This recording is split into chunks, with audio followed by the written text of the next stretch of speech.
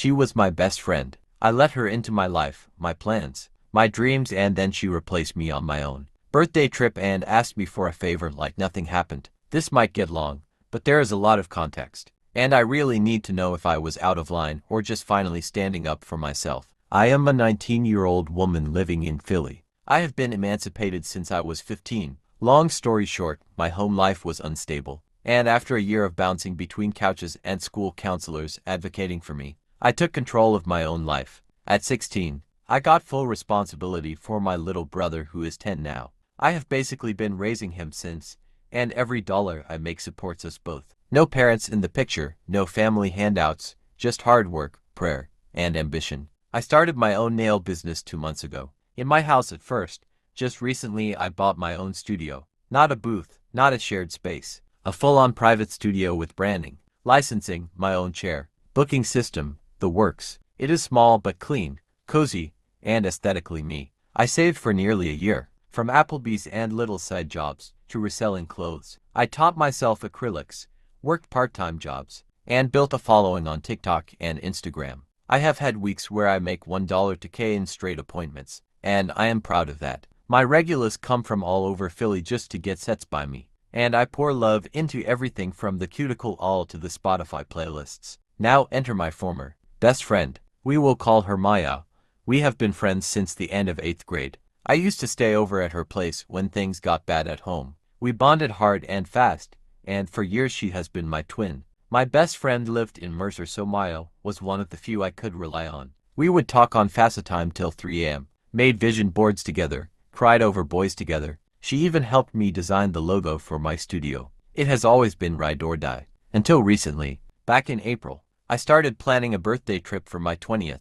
I turned 20 this November and wanted to celebrate somewhere fun. After years of surviving, I finally had the ability to actually live. I picked Miami, locked down the Airbnb, booked my flight, and created a full itinerary with spa days, jet ski options, a rooftop dinner, and booked activities. It was going to be 5 girls, including Maya, and I fronted the entire deposit under the agreement that they would pay me back in installments. Maya swore she was good for it. But in late May, Maya started getting close with a girl named Leave, a social media baddie as Leave refers herself, who just screams mess. Suddenly she is posting cryptic captions, going on weekday brunch, and calling Leave her twin flame. I didn't care at first, friends grow, whatever. But she started brushing me off, skipping our calls, acting shady about the trip anytime I asked if she had sent her portion for the Airbnb. It was always "Oh, I will sell you next week," or waiting for a brand deal to clear. 2 weeks ago, I opened Instagram.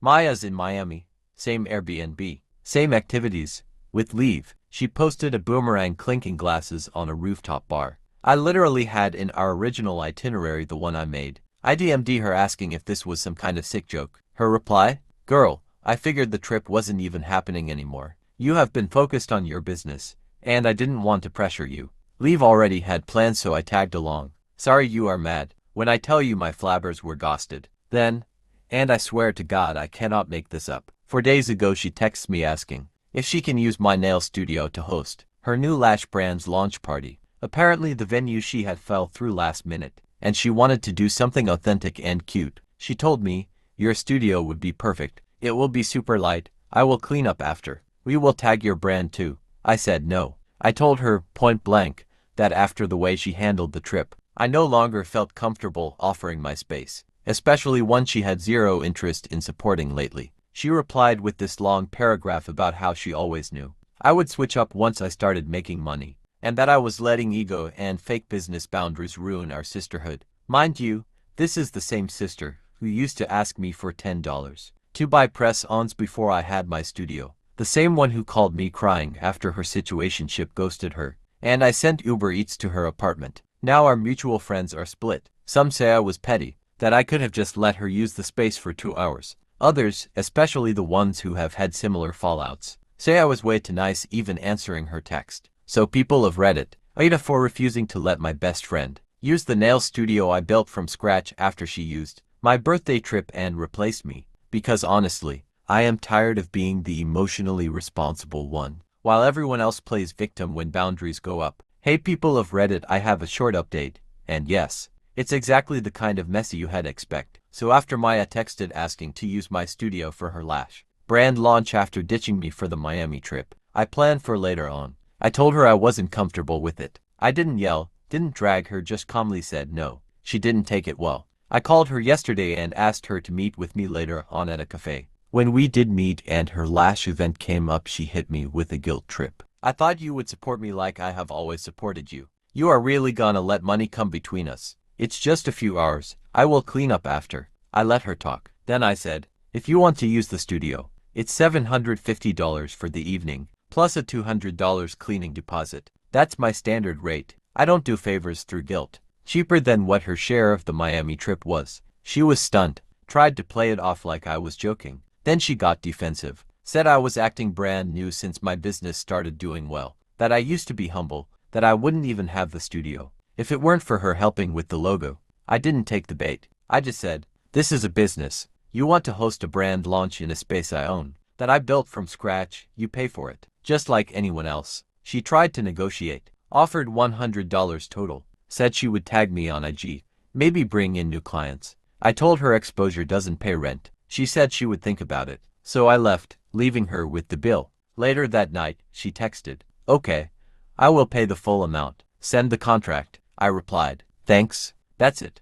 No emoji, no extra words, just thanks. Because here's the truth, even though I am sending a contract, she is not getting the space. She finally respected the value of what I built, but that doesn't mean she is entitled to it. I didn't need to argue. I didn't need to explain myself again. I just needed her to understand that this studio isn't a favor. It's not a backdrop for someone who only sees my worth when it benefits her. It is the first thing I have ever owned that's truly mine, and I am not handing it over to someone who treated me like an afterthought. I am turning 20 in November. I have been raising my little brother since he was born. I have had weeks where I make more than people twice my age. I have survived things Maya couldn't even imagine. And now that I finally have peace, I am protecting it. So yeah, she agreed to pay. But she is not getting the space. And I'm not the I am just done being convenient. Also thank you to you, Daticus1025, for giving me the idea to let her pay so when the event day happens and she sees I am with a client with nothing set up, I can say, girl, I thought the event wasn't happening, so I decided to take a client. The event is next week, so I will update you guys then, cha. Edit. I didn't sign it, and in print before the signature it says, I am acknowledging that I will not actually be getting the space to use, and I consent to paying back every penny I owe from borrowing. It's also not small. It's very readable. So if she signs, she either agrees or just didn't read it, and it is not my problem.